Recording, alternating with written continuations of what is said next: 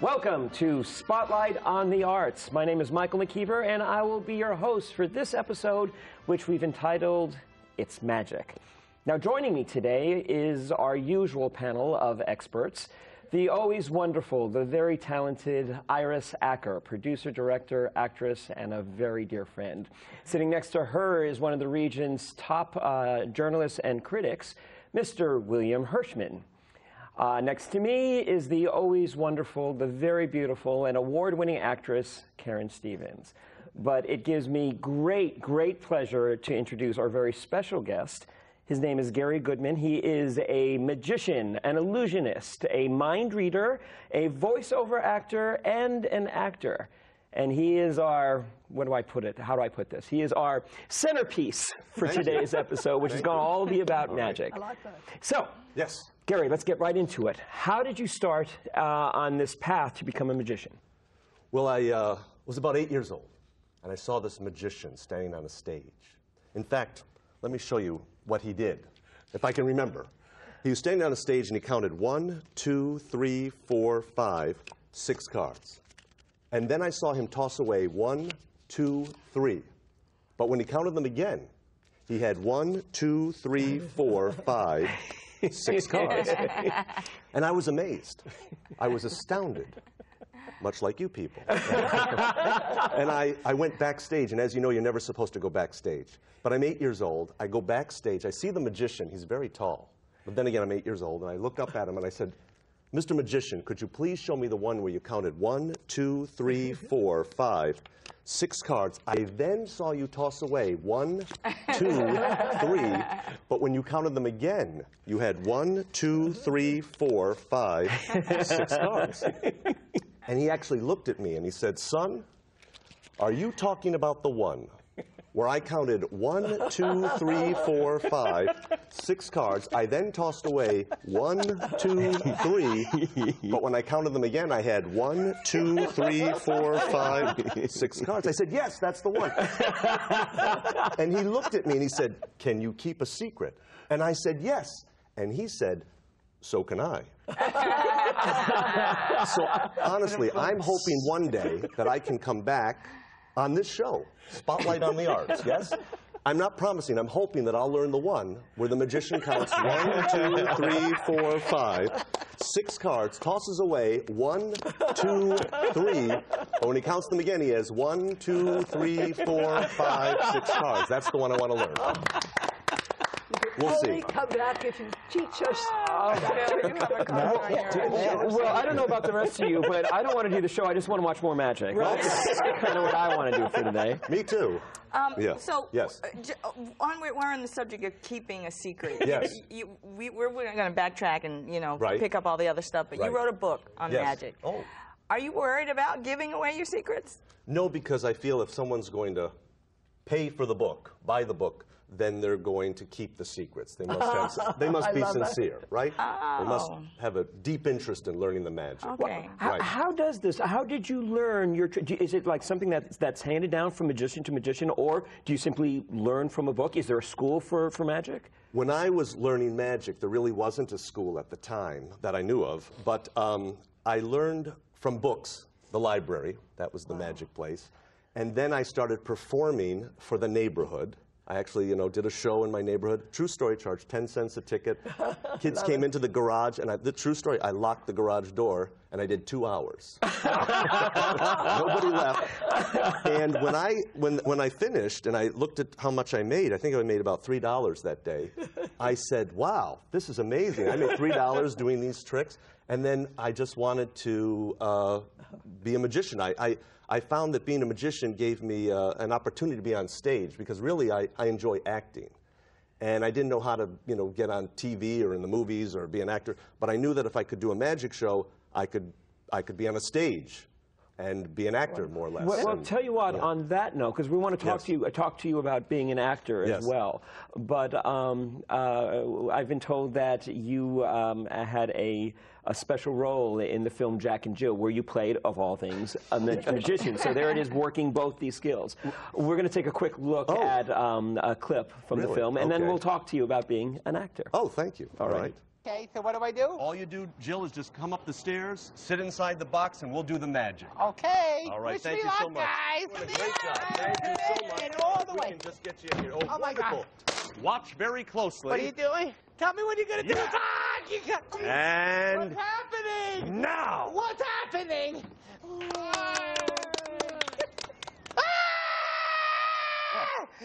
going on? What? What a minute. Ma'am, no, you have to settle down. You have to settle down, Why please. do I like this? Belle, wait a minute. Well, settle down. Just a minute. Just put it back together, Belle. Belle, please help me. Belle, please help me. I really need your help. Man, you really got to calm me. Man, you really have to calm down. No. I'm doing it as fast as I can, lady. Just take it easy here. Look, lady, just come on. Here, let me take your hand. I don't want you Let me to take touch your hand. me, please. You're a sick person. No. You are a sick person. You need help. You're gonna be... Just No, get you just... away No, from me. I don't Just believe get this. Can away you believe from it? That trick is the one that whenever I see it, I really want to know how it's. I mean, It's a she's classic. big lady that to squeeze into Right, that half a right. box.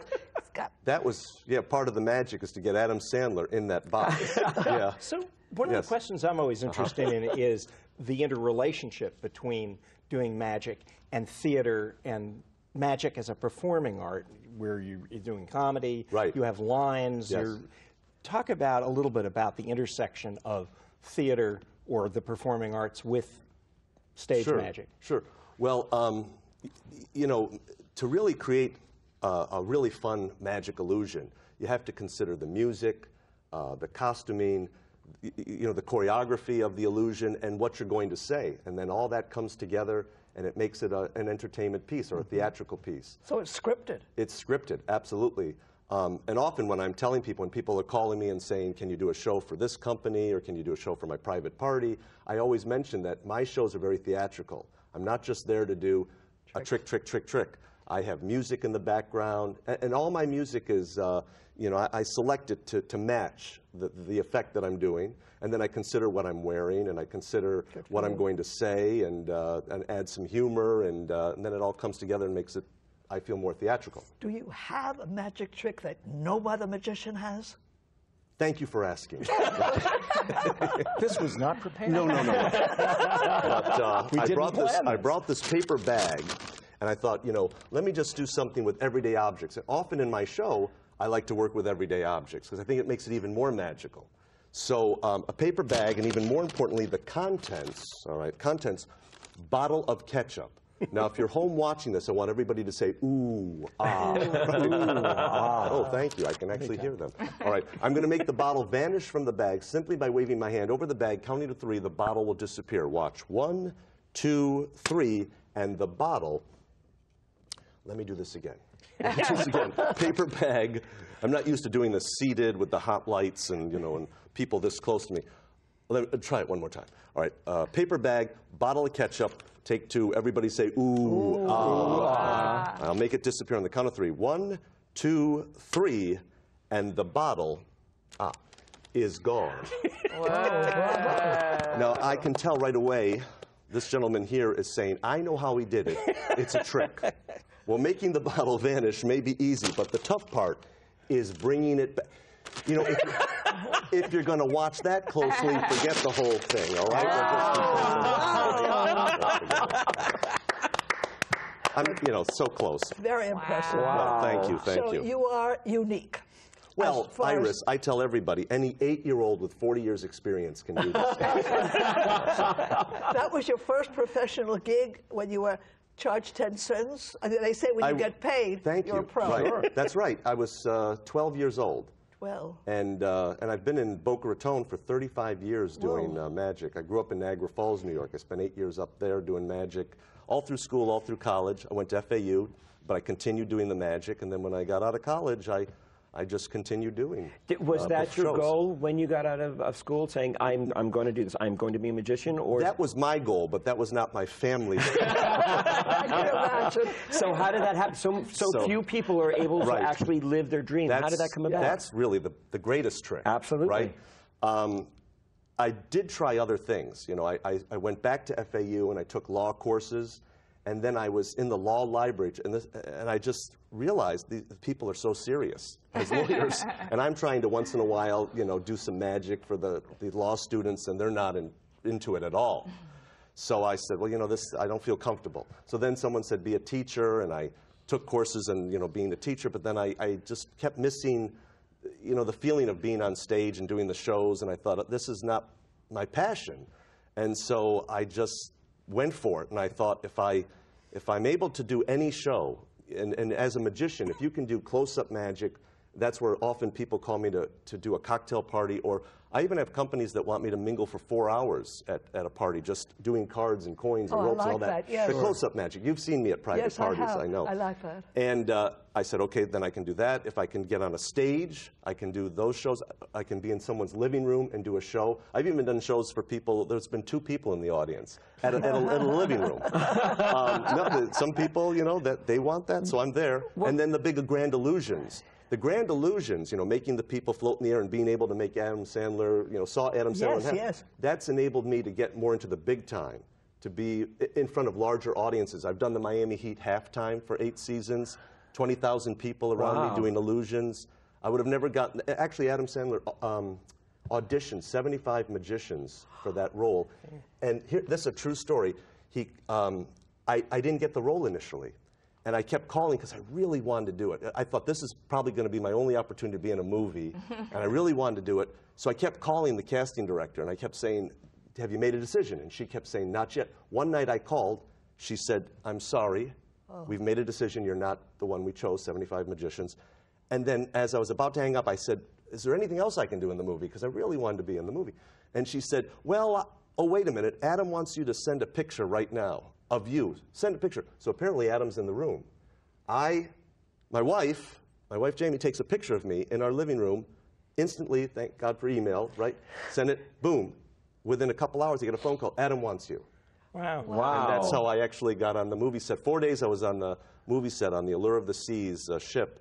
It was the 4th day we filmed it. And it almost didn't happen because the floor, they do an ice skating show, and they couldn't get the floor to retract to put the regular floor. And about an hour, 2 hours, they had technicians coming, they couldn't get the floor, and Adam's about to say, just forget the whole scene. And I'm sitting there going, I don't believe this. And then finally the floor worked, and the other floor came in. And he was a pleasure to work with, by the way. There you go. A really nice man. Do you have an agent or a business manager or someone who handles that end of it? Yeah. Well, that's what I was wondering. I didn't know. I've never found anybody, so if anybody's out there. So how do you market? How do you get gigs? My wife is really great at marketing. So she often sends newsletters out to past clients. That really helps. Word of mouth, the referrals. 75% of my business is people just calling me and saying, we used you for this party, now we want to use you for this party. Or my friend recommended you, and the other 25% is the internet. But there are agents and party planners that do know of me, and they do call as well. Well, let's see if we could help in any way. Yeah. If anyone's watching right now and would like to know how to get a hold of you, how would they do it? Do you have a website? Yes. Well, what is that website? What would it be? www.GaryGoodman.com. Wonderful. That's easy enough. GaryGoodman.com. With one R, G-A-R-Y. Thank you. GaryGoodman.com. Excellent. Yeah, excellent. thank you. Well, let's have another magic trick. Another magic. All right, something that's visual. You know, when you're on television like this, I like to do things that are more visual and quick. So this is a classic, actually. I learned this from another magician. You know, often that's how I do learn some of the magic. I was going to ask about secrets. that, yeah. We trade secrets. And I was really, this is a true story, I was about probably 13, 14 years old, and this magician by the name of Gene Gordon, the magicians who would know that name, he founded the International Brotherhood of Magicians, which is an organization that's still alive today. And he showed me this. He says you take 3 unequal pieces of rope, you drop them over your hand like this, and that's how you turn them into 3 equal pieces of rope. Now, if you had been drinking, this would have been a great trick, but apparently you're not. So look, we take the short piece of rope, we bring it over like so. Where's the medium piece? All right, there it is. And now the very long. The question remains, how can you have 3 even equal lengths of rope if the middles aren't equal? I say the magic words, spotlight on the arts. And I say that because I want to be invited back. Right? So those are the magic words. And watch, just like that, 3 even equal lengths of rope. And thank you, and you can even count them. You see, that's what, your eyes never blink. No. I just noticed that, look at that. And there's 2, and this makes 3. Now, a lot of times when I do this, people say, whatever happened to the short piece? Whatever happened to the medium? Whatever happened to the long? And you know what? They never left your sight. There's the short, there's the medium, there's the long. Many people say, how does he do it? Others say, why? I'll keep doing it. I'm having the best time.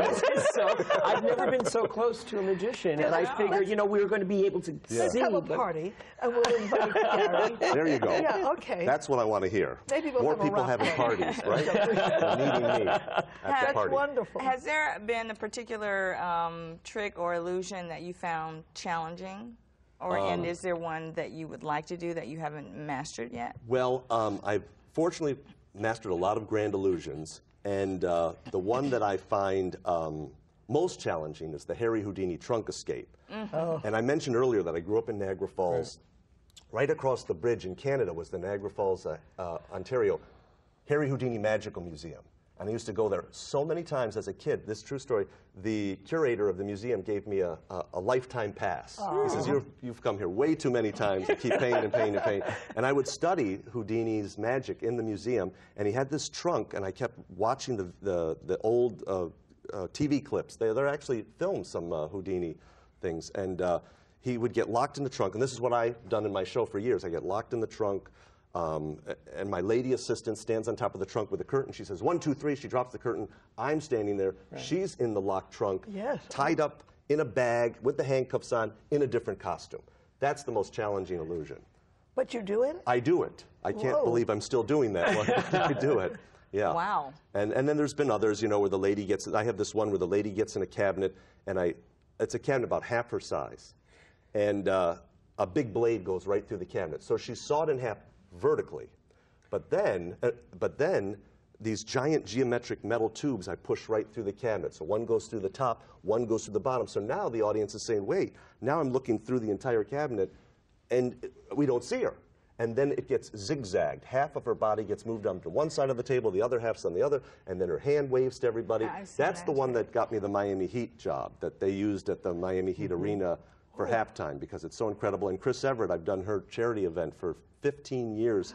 And she's even come out on the court and looked in the, you know, right while I'm doing it. She couldn't take it. She came right, I have a picture of her doing it. She's like, what's going on here? You know? How do you gauge your different shows? I mean, you have these grand illusion shows, you have smaller, more intimate shows. Do you have a bunch of different packages that you put together? Do your shows evolve over the years? How does it work? How do you put your shows together? Because I've been doing this forever, I'm able to design the show accordingly. So if somebody says, look, we don't have much space, you know, I can do a show in the smallest of spaces.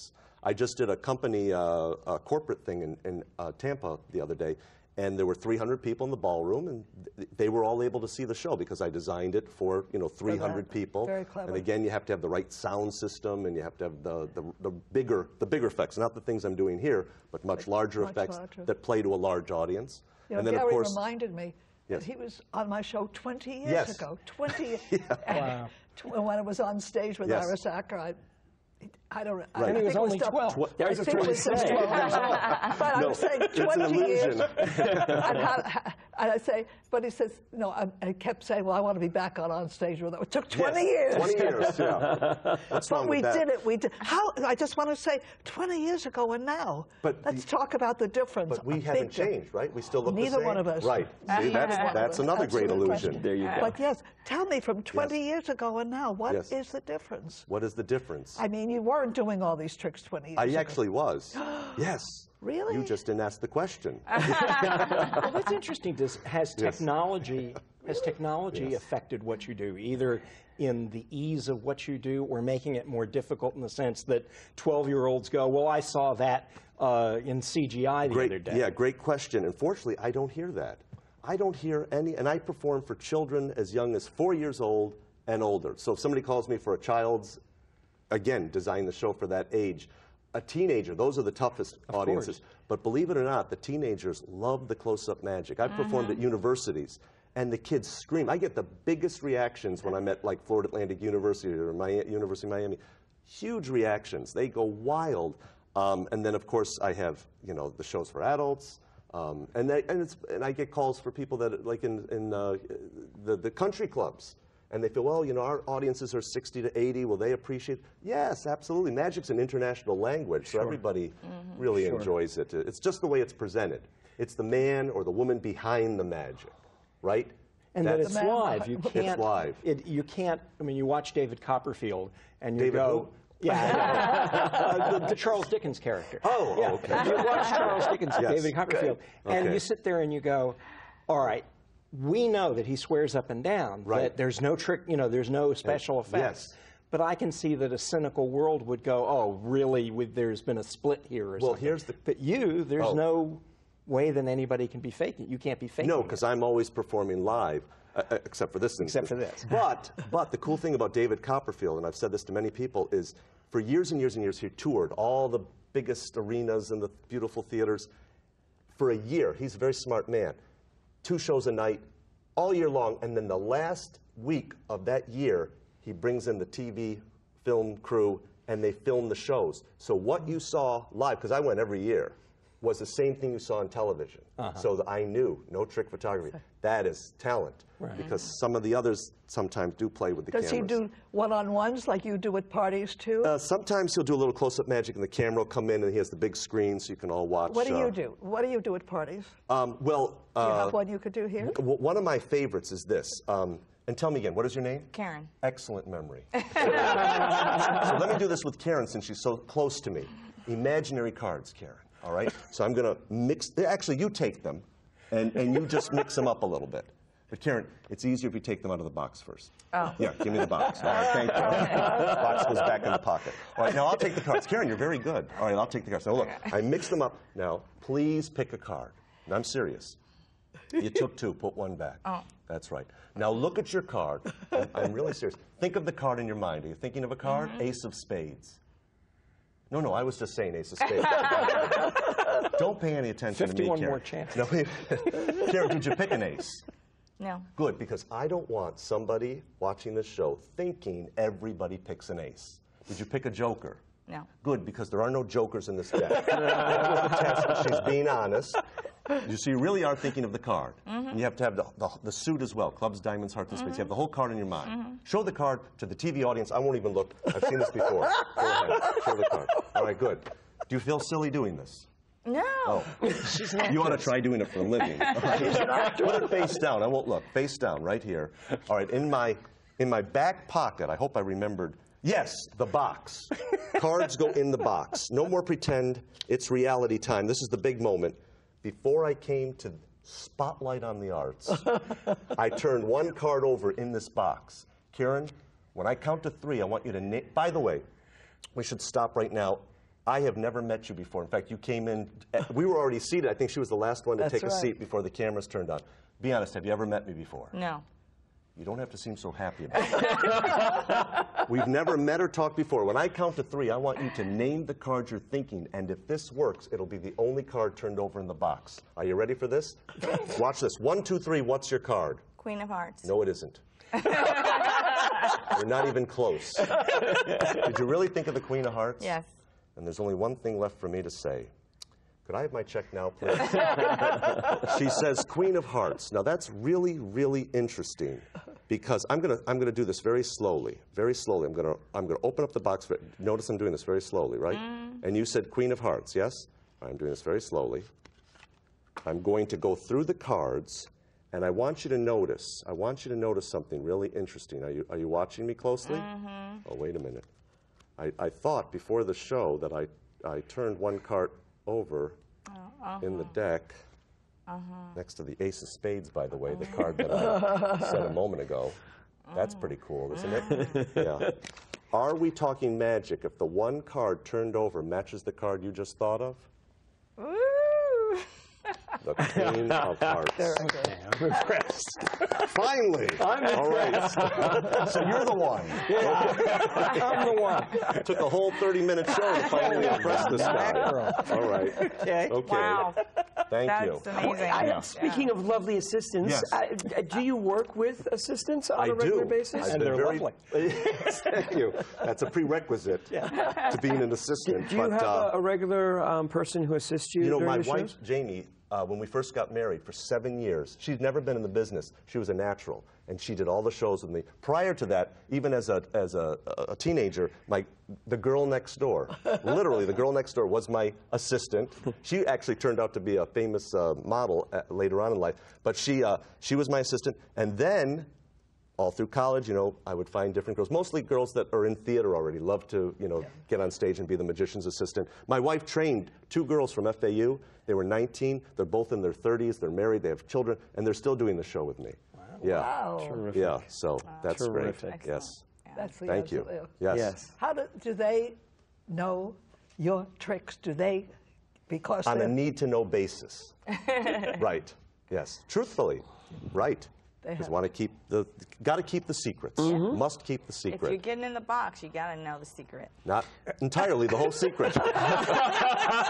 I've had CEOs call me up and they want to magically appear for the big entrance to the corporate gathering, and I show them. I say, just stand here. We'll do all the choreography. We spin the box. We clap our hands. We snap the finger, and boom, they appear. And after the show, they'll come up to me and say, how did I suddenly appear? They really don't know. They watch the film and they're amazed too, because I don't say, here's the secret. Here's how come it works. We just do it. What's so wonderful is you're having such a good time. I am, and I'm having a great time on this show. And tell you what, I don't want this show can to we end. have one for the road? One more quick one for the road? A quick one, all right. Yeah, All right, really I'll do it with you. Excellent. Picture yourself in a grocery store. Okay. All right, now picture, you have a good imagination, I know this. Picture yourself going down an aisle. All right, you're going down an aisle. Yes. Picture yourself reaching up on that aisle and grabbing an object, and you're holding that object in your mind. Done. I made a prediction before the show. You're not going to believe this. And we have not prearranged anything. When I count to 3, I want you to name that object and the cost. And the cost. Are you ready? 1, 2, 3. What's the object? Jiffy peanut butter, $2.29. You're not going to believe this.